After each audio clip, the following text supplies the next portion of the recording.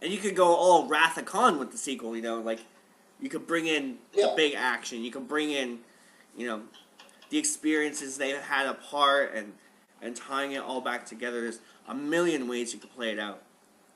Oh, so, yeah. definitely. Oh, yeah. Absolutely. And one thing I liked, one of the other things I liked about it is the fact that,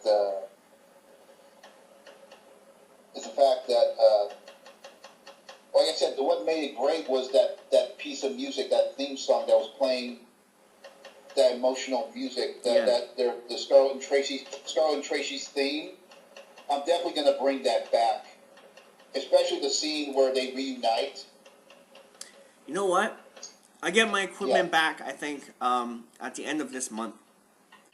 When I get my equipment back, if you can send me, do you have the soundtrack for that? I know it's available maybe somewhere like on Amazon. I know it might be available on eBay. Well, I think I saw it on YouTube, Maybe. so if anything, I could rip it from YouTube. But I'll remix that for you if you want. Oh, that'll be perfect. Like, I'll do a brand new remix of it, like, completely remix the shit out of it. Yeah, like to make it modern day, make it modern times, and make it like how it would sound like in the sequel. Yeah. Because there was a soft version of that theme, you know, where Scarlett is asking Tracy to help her slide down the pole. Mm-hmm. That was a more softer version of that theme. I want to use that in the reunion scene when they reunite. Yeah, for sure. I'd love to do that, because I'm gonna be like mixing probably a ton of stuff for the. You want to hear what the Moss Man is gonna sound like? Oh, sure. Hold on.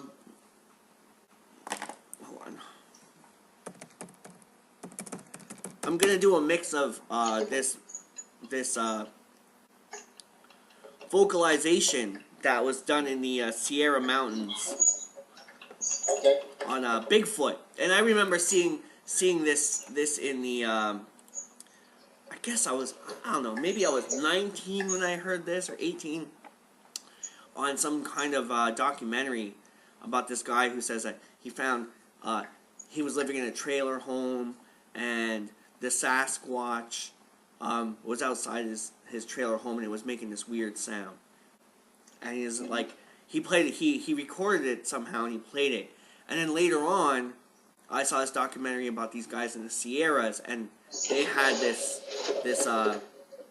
thing with the Sasquatch sound too, but it sounded almost identical to the first one. And it's cool because it's not like your typical Sasquatch vocalizations. You know, there's a couple, they're very elongated, almost like yawning. This is more like chatter, like between Sasquatches, right? So I'm going to remix this because there's no copyright on these things, because there's no copyright on Bigfoot. And kind of like how Jurassic Park would use lions and different things to get the T-Rex sound, that's what I'm going to do to get our creature sound. And I'll play it for you while I go get my coffee that's over there. Hold on. Okay. You'll know it when you hear it.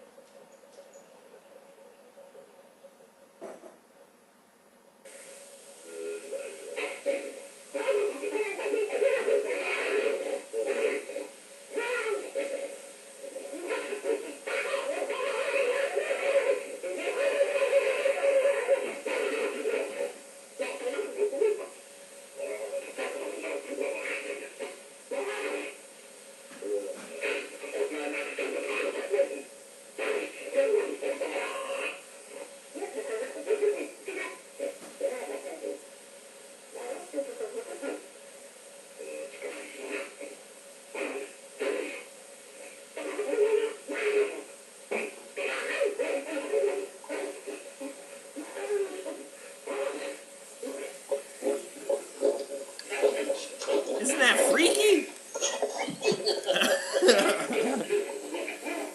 There's a ton of it. There's like a lot more, but I'll just stick to that. I like it. I like that. Whew. Gives me chills. I got one that's I found it on the NASA website. They said that it was ice. It was ice off of the rings of Saturn, but it was a lot of people were saying it was alien code or something. It sounds a lot like an alien type of voice. I made like a 15-minute mix of that, like shooting it through different guitar pedals and like, oh, fantastic. I'll send that to you. Oh, yeah. I appreciate that. Yeah, I'll upload that and I'll send that over. It was really, really, really cool. Okay.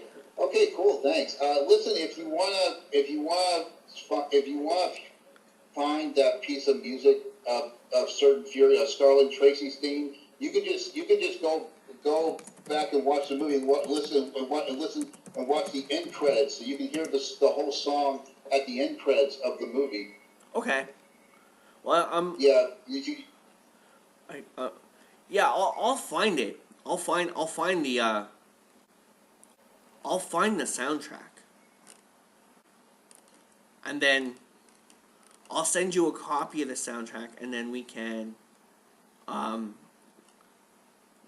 you can let me know what pieces you want to use, and then we can do a fan mix on that, and then, yeah, and then we can use that for some of your stuff. It's by John Williams, right? Oh wait, no, that's The Fury. Hold on. No, Certain Fury. It was Bill Payne, Russ Kincole, and George Martian Masonberg. I think I want to bring those guys back too for the sequel. All right. Yeah, so I'll find that and then I'll send it to you. Well, like I'll do a copy of it and then you can. I'll get a copy of it. I'm pretty sure, like, if anything, I can find it on Amazon for like $5. And I'll just order it. Yep. Oop. There you go. Whew. Excellent. Excellent. Hang on, man. Yeah.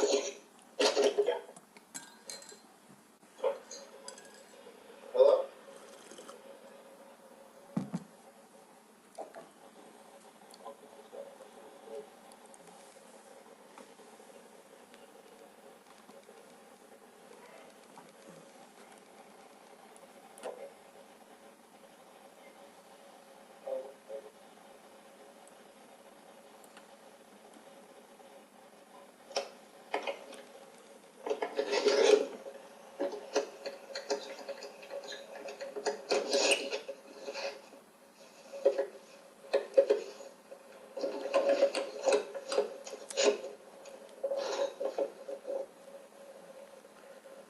What are you looking up there?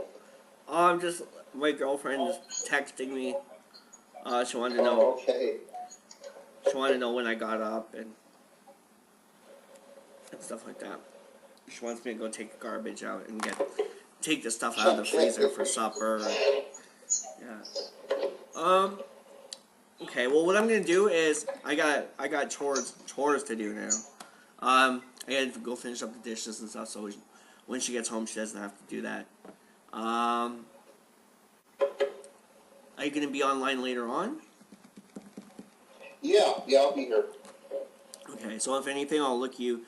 If I can't get back on Uvu or Skype, I'll Facebook you, and we can continue. We'll do a little chat. Any closing remarks on Rambo First Blood Part 2 by James Cameron? I to be honest, one scene I liked was the fact that at the end how it was different how Rambo got shot in the shoulder, and how it was all bloody. He had instead of the M6, he had the AK-47, and he just stand his foot right on. Hold on. Yeah.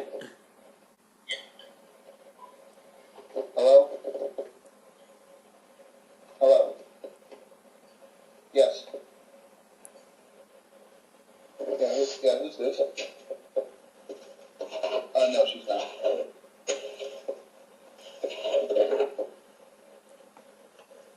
Yeah, she's not. She wanted to do some the parents.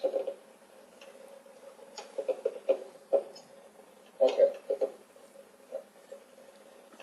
And so anyway, I like the fact how Rambo stood his foot on top of Murdoch's table and he says the line "Mission accomplished," and then he walks out and he salutes Trapman. So Trapman salutes him.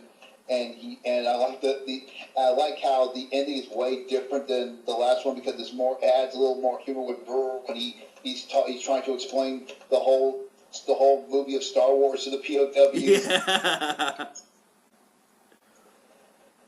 In the book, Sly's character ends up doing that. Because there's no Brewer in the book, yeah. He ends up doing it. I like to at the end, the very last scene is Rambo looking at the POW and giving the thumbs up and smiling. Oh, I was about to mention that. Yeah. I like that because I like when the POW says, "Rambo, you did good," and Rambo does this and he slowly smiles. I like that because it kind of gives you a clue that Rambo kind of has a little bit of closure now. Yeah. That would have been great to see. That would have been I like the ending of Rambo 2, but it would have been great to see that because it kind of shows that Rambo he's like that classic hero. You know, like in every movie with a hero who does something like that, when he does this, it shows Rambo is like shows what an iconic hero Rambo is, and he does this and he smiles. Yeah. That would have been great. When I read that, I was like, oh man, because when I first read it, I had no idea where it was going to go. But then it went through, I was like, oh man, this would have been interesting. But I'm glad they did it the way they did. But I would love to see him somehow do some kind of medium to this, or maybe add some of that in for the next Rambo movie. Have John Travolta's character like in the next movie, but like they do another mission, and at the end, Rambo could do something like that. Yeah. That would be great. I also love too how like, you know, like in First Blood Part 2, they show him like in the mud for like maybe 10 seconds, coming out of the mud. Mm-hmm. But in the script, he's got like the mud on him through the whole jungle montage. Like he even changes clothes because I think when he gets out, he's only got like his underwear on when he finally escapes. Mm-hmm. But he like ends up killing people, stealing their clothes. He's like got mud and blood all over him. Awesome. I like the fact that when they got captured, instead of Rambo being in that water, that mud and stuff, instead they just they're tied to the necks and they're in the car and they're going back and forth. What are they gonna do? And Brewer asked Rambo, what are they gonna do? Well, they're gonna cut us up, maybe skin us alive.